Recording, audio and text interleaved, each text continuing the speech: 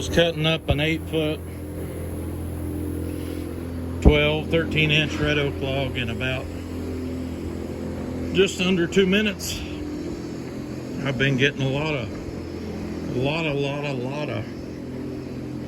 orders for wood lately. We've been averaging a load going out every day of 2 rig or getting picked up for about 3 weeks now. So, oh, and the name of that machine that's on the front of that skid loader is a Halverson HWP 120.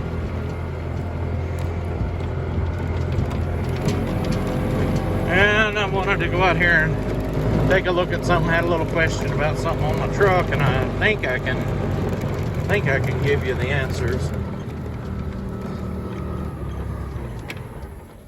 My poor little old dog laying out there in the driveway. She pulled a boneheaded stunt on Sunday. She tried to crawl over in the water tank where my cows are, and it was down some. And I don't know if she'd been getting in it anyway, but she couldn't get out. We had a lot of trouble finding her. It's probably gonna be too dark to see, and I don't have a flashlight with me.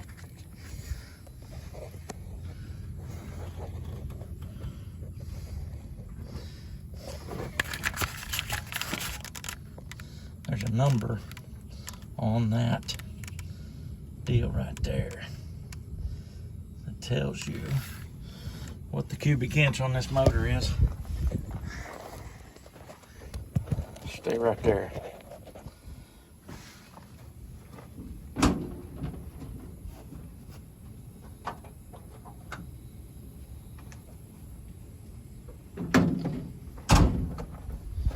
I don't know how, but there was a flashlight on the dash of this thing that actually worked. I can get to where I can do this all with 2 hands. And I can read part of the number. Part of it.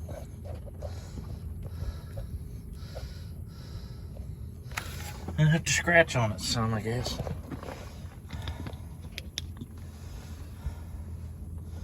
See if I can get in there with my knife and make that number show up a little better.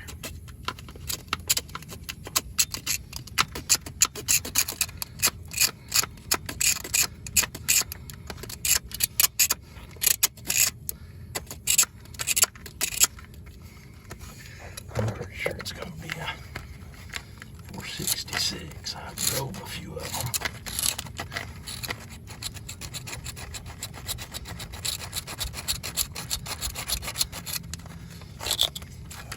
I think it's going to be on the end of that number.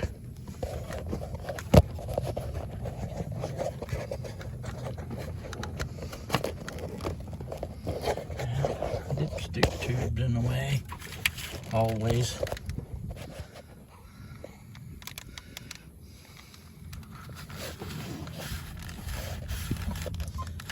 I have to work on it a little bit. Let's see what I can do. I don't know if I can ever get it to where you can see this, but it says on that first numbers that's on that right there, 466T.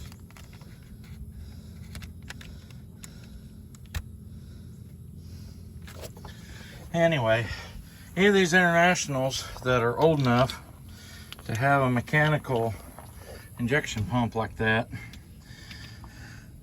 966, the 1086s that I've got, all of them show the number of cubic inches on that spot. This is a 966. It says 414D.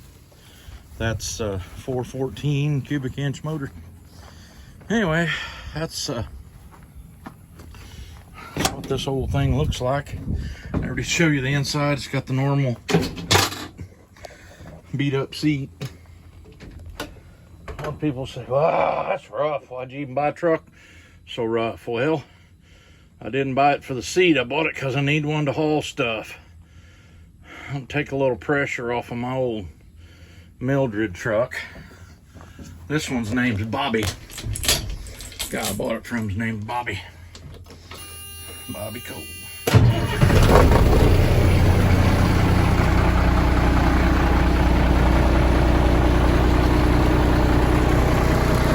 Hydraulic brakes, they work good.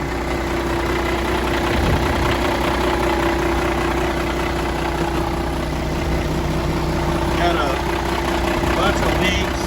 I took it to some friends of mine. They changed this primer pump, and they had a leak in the line, that leader line that goes over the top where they try to read that number.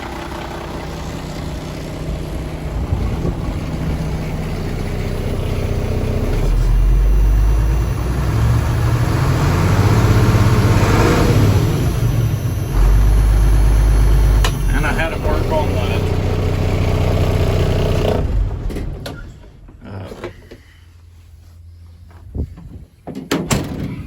exhaust. It had a big old piece of the exhaust pipe that was missing, so we got that going back through the muffler. It's a lot better now, but before, you know, I could stand it. It wasn't like loud beyond ability to put up with it for me anyway. I could tell you the miles on it, but that's kind of counterintuitive because the speedometer don't work. I did figure out if you get in high gear, and it's a 5 and 2. I don't know if I said that or not. You get in high gear going down the road, about 2,500 RPM is somewhere pretty close to 55. Close enough to keep me out of trouble. I gotta go. I think I'd get me another cup of coffee. Yesterday morning, I got in there before I got my first cup of coffee totally drank. Somebody showed up. I got them took care of. Went to the house. Before I got my second one warmed up, I went, somebody came and I had to go. And the water tank has just gotten full. I can actually see water in it down there. Not that anybody will ever want to know, but you can see that white pipe on top of the fence down yonder. That is my water system. I have an outdoor spigot on the side of my house that's supposed to be freeze proof, and I run hoses. And I have figured out that PEX line's way cheaper than hose. So we've got one that runs in here from over there. You can see both of those two PEX lines go outside the building over there. I got a 50-foot hose from that hydrant to those PEX lines. And I can only run on one of them. I'd have to get a splitter to run both of them, which would be counterintuitive. One of them doesn't have a way I can put a float on it. But those two lines run in here. One of them runs all the way down there into a PVC pipe that goes outside and dumps in the stock tank. And then the other two feed my calf pens. I got one calf pen inside. This is their water tank. And you're gonna think I'm nuts, but I'll feed between 25 and 40 calves in my barn through the winter. And I'll drink out of that 200 or 150 gallon tank. And then I've got this one over here. This is the first time I've had this set up going. I've got pens outside, and these ones in this pen feed outside, and they're going to water here, but they also have a pond. And then this pen has a door that goes outside down there, and they've got some ground outside, and they're going to water out of that tank as well. So I had to get my water shut off because it's about to run over on the outside tank. Yeah, that's how it's going today. I'll get some more clips here later today and make up a video. Well, that's all you get for today. We did have 2 loads of firewood, one that got picked up, one that got delivered today. And Scott probably finished in 3 days 8 bundles of boards, 120 a piece in them, and a few other little things. I'm gonna be working on some fence tomorrow because it's supposed to cool off. It's been real hot here for September for the last 3 days, getting over 95. But that's all we got for footage today. I'll try to catch some more later in the week. Thanks for watching. Thanks for subscribing.